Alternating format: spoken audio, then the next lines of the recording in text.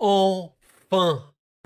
Enfin une vraie grosse bonne performance de l'Olympique Lyonnais. Je suis vraiment content parce qu'en plus en Europe, on a besoin de clubs français forts en Europe et bien sûr que j'étais à fond pour l'OL sur ce match-là. Mais purée les gars, je vous jure, qu'est-ce que ça me fait plaisir de vous retrouver pour dire beaucoup, beaucoup de bien de cette OL. Est-ce que la formule a été trouvée? Je ne sais pas, mais je vais prendre des positions sur cette vidéo, notamment par rapport à Cherki. Alors Cherki, c'est un débat au sein de Lyon que je peux comprendre totalement. Irrégularité, frustrant, machin, et cetera. Maintenant, c'est un joueur de très, très gros talent. C'est pas un secret, la formation lyonnaise est l'une des meilleures d'Europe. Ce n'est pas un secret, c'est l'élite de la formation française également.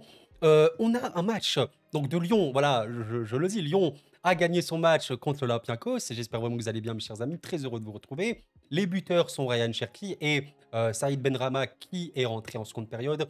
Mais le match de Cherki, il marque à la 65e, il sort juste après. C'est un gros match. C'est un vrai gros match. Je pense que si on regarde un petit peu au niveau des stats complets du joueur, bon, je pense qu'il est homme du match, hein, de manière assez logique. Notons qu'il a 21 ans. Donc, Cherki, j'ai l'impression qu'on en parle depuis des années, c'est le cas, mais il est encore très très jeune. C'est un truc de fou. Les stats du match, il a réussi globalement toutes ses passes. Il a surtout créé 5 grosses occasions. J'ai vu ça tout à l'heure. Regardez les occasions créées du match. Vous avez la Casette qui en a 2. L'autre Lyonnais qui en a 2, c'est Noama. Mais lui, il en a 5. C'est énorme, c'est vraiment, vraiment beaucoup. Vous pouvez également regarder les stats de Cherki sur l'aspect offensif. Il a cadré sa seule frappe et il a réussi 4 dribbles sur 5.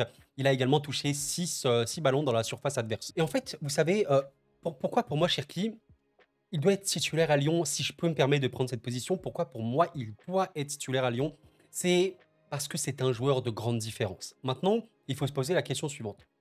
Qu'est-ce qu'on demande à Ryan Cherki? Est-ce qu'on lui demande d'être buteur, passeur? Est-ce que c'est vraiment ça? Sachant que les passes D, ça veut tout et rien dire. Vous savez que c'est une des stats qui sert le moins dans le football parce que vous pouvez faire une passe au milieu de terrain, le joueur il fait un rush, il tire à 20 mètres, c'est considéré comme une passe D, vous avez compris. Mais on attend quoi de Cherki? Moi je considère que Cherki, ok, on peut se dire allez, il doit marquer machin et tout, mais avant tout, créer du danger. Cherki est un créateur de danger. Actuellement, à Lyon, est-ce qu'il y a un meilleur créateur de danger que lui? En tout cas, sur les ailes, ben, Noama, Fofana, on va en parler. Oui, ça crée du danger. Je pense que le banc en plus lyonnais peut créer du danger. Maintenant, sur le registre très axial, parce qu'il a cette qualité, Cherki. Il peut être sur l'aile, complètement, il peut être dans l'axe, et c'est des joueurs comme ça polyvalents, comme vous pouvez avoir Désiré Doué au PSG. C'est un créateur de danger. Et factuellement, purée, dans les moments où Lyon peut avoir du mal, ce joueur-là qui va avoir sa projection avec et sans le ballon, qui va avoir ce dribble, qui va avoir ce moment où tu te dis ah, le bloc adverse, il va reculer, et là, tu vas vraiment créer ton danger. Ah, Cherki me semble être la solution, en tout cas une des solutions lyonnaises, parce que moi, je suis choqué du banc lyonnais. Est-ce que vous vous rendez compte que l'attaque de Lyon sur ce match-là, c'est Noama, Cherki, Fofana et Lacazette? Ça n'a aucun sens, parce que si on fait à l'échelle de la Ligue 1, hors PSG, en vrai, allez, il y a peut-être l'attaque de Marseille qui est vraiment bonne. Il y en a d'autres, mais Lyon il est largement parmi les meilleures attaques de France, de loin. Mais si on regarde le banc en plus, je rappelle que sur ce match-là, il y a quand même Benrahma, Zaha et Mikotadze qui rentrent. Par pitié, s'il vous plaît, sachant que... Attends, est-ce qu'il était sur le... Il était, oui, il était sur le banc. Orban était également là. Enfin, ça n'a absolument aucun sens. Ça n'a aucun sens, la qualité offensive de cette équipe. C'est vraiment grave. Et en vrai, de vrai, le tandem Tolisso-Matic, il m'inquiétait un petit peu en préambule avant ce début de saison. Est-ce qu'on va vraiment sur ça? Là, en vrai de vrai, Matic comme Tolisso, je trouve qu'ils font un vrai bon début de saison. Et quand tu sais que Tolisso plus Matic, c'est quand même un tendant plutôt défensif. Hein. Matic est pour le coup vraiment un vrai milieu défensif. Il n'a pas tout le temps joué dans un double pivot, mais voilà. Tolisso peut se projeter plus comme un milieu central, par exemple, box-to-box et tout. Maintenant, il peut être un peu sur ce registre défensif. Et ben, comment tu peux mieux compléter ce duo par un joueur, si ce n'est Cherki, ce joueur créatif, ce joueur de danger? Je pense que c'est un bon trident. Je pense que c'est vraiment un bon trident. Donc, vous me dites un petit peu ce que vous en pensez. Moi, je considère que dans le football, les joueurs frustrants, entre guillemets, bien sûr que c'est frustrant. Au PSG, moi, je supporte le PSG, vous savez, Dembélé. Dembélé joue au PSG, est titulaire à tous les matchs, presque. Il est extrêmement frustrant. Par contre, vous me demandez mon avis, et la plupart des Parisiens, ils vous diront, non, Dembélé, c'est le titulaire, il doit jouer parce qu'il crée trop de différences. Ce genre de joueur existe dans le football. Il faut s'y habituer. et c'est important de les avoir parce que c'est aussi ce côté un peu imprévisible. L'imprévisibilité de ces joueurs peuvent énormément causer de dégâts à l'adversaire et j'ai un peu mal au cœur de voir Cherki sur le banc. J'entends, hein, les amis, j'entends les personnes qui vont me dire, tu sais, Koro, très, très inconstant, euh, il peut avoir un fort caractère et tout. Je l'entends et factuellement, ça, c'est des choses qu'il doit réellement améliorer totalement. Je le rappelle, hein, on l'a vu tout à l'heure, 21 ans. Il vient de faire 21 ans. C'est un joueur extrêmement précoce, c'est pour ça qu'on a l'impression qu'il a 30 ans et tout. Mais 21 ans, encore heureux que le joueur il soit pas prêt, encore heureux que le joueur il ait encore beaucoup de défauts et tout, même mentalement. Mais ce mec-là, avec un peu plus de maturité, pourquoi pas directement lui donner les clés entre guillemets, mais vraiment le mettre en confiance. Je pense que c'est vraiment le joueur où tu dois les mettre en confiance. Dembélé, par exemple au Barça, alors il a eu énormément de blessures, mais Dembélé c'est réellement un joueur de d'affect. Il faut le mettre en confiance. Plus tu vas le mettre en confiance, plus tu vas lui dire c'est toi le boss, on compte sur toi. Tu vas lui donner les responsabilités, plus il va s'impliquer naturellement. Et je pense que ce genre de joueur comme Cherki, si tu le sous-entends, ouais, t'es pas forcément le titulaire machin, alors je suis d'accord, il doit rester professionnel, mais il y a des joueurs comme ça, ils arrivent pas, ils divaguent un petit peu, machin et tout. Et en l'occurrence, un tel joueur, ouais, doit réellement jouer titulaire pour moi, c'est très clair. Je rappelle quand même que c'est un gars qui est voilà, scruté par beaucoup de clubs, même cet été, il était lié à Dortmund, au PSG. En tant que supporter parisien, j'aurais vraiment aimé l'avoir au PSG parce que c'est une solution extrêmement importante. Après, voilà, quant à son rôle concret, on ne sait pas. Mais voilà, ça reste. Je pense que si on prend l'ensemble des joueurs lyonnais, allez, franchement, bon, je compte pas évidemment les joueurs plus âgés. Niveau potentiel, ben, hors Cherki, je crois que le seul joueur pour moi qui a un potentiel plus élevé parmi tout ce que je vois, mais que tu as dit, on a un très très bon, mais peut-être pas autant que Cherki. Voilà, je crois que c'est Fofana. Je crois qu'il n'y a que Fofana qui a à peu près un potentiel de fou furieux. Mais voilà, vous savez, ce genre de très jeunes joueurs, c'est des diamants bruts, il faut vraiment les polir. Un coach aussi qui peut lui donner la confiance. Je pense que Pierre Sage, c'est tellement un coach voilà, qui emmène ses joueurs avec lui, qui leur donne les responsabilités, qui les met en confiance. Bah, pourquoi pas espérer un très très beau dénouement pour Cherki et l'OL du coup. Je voulais quand même montrer quelque chose vis-à-vis des stats. Alors on est d'accord que 1,25 XG, c'est pas la folie furieuse, mais Lyon a eu beaucoup de situations sans qui a été concrétisé en tir malheureusement pour eux. Voilà, je vous ai retrouvé des stats en première période.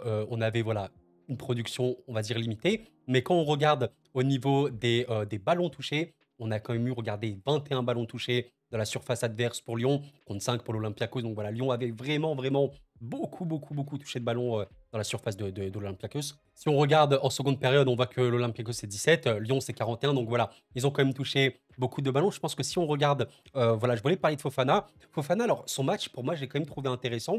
Il n'a pas tiré, il a tiré une seule fois, mais regardez, il a touché 11 ballons dans la surface adverse. C'est ce que j'aime beaucoup, ces joueurs, c'est que il a toujours cette qualité de percussion assez dingue. On sent quand l'adversaire recule, quand il y a Fofana, tu sais que ça peut finir en dégâts, il dribble très bien. Mais il a également cette qualité à beaucoup toucher dans la surface, à être très dangereux. Il manque plus que ce tir-là, ce tir qui va faire la différence et ouais, il pourra largement le développer.